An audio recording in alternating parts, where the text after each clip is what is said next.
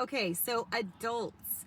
I do have almost four adults. I have one that's married and expecting our first grandbaby. And surprise, we found out it's a boy. So Tommy the fourth is coming to you this September. So we're very excited about that.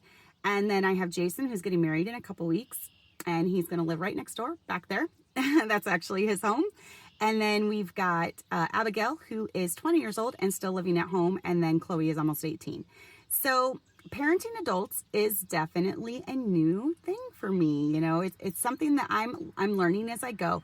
But the biggest thing that I have learned so far is I can still be an influence without telling them what to do, without, you know, telling them you need to do this or I found that my adult kids just ask. So my rule of thumb is I will give advice when asked. I will not give advice if not asked. So that comes to anything that they decide, big decisions.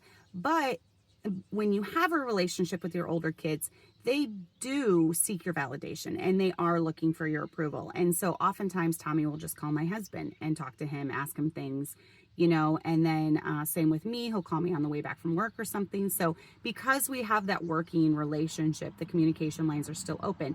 So we will never stop being an influence in our kids' lives.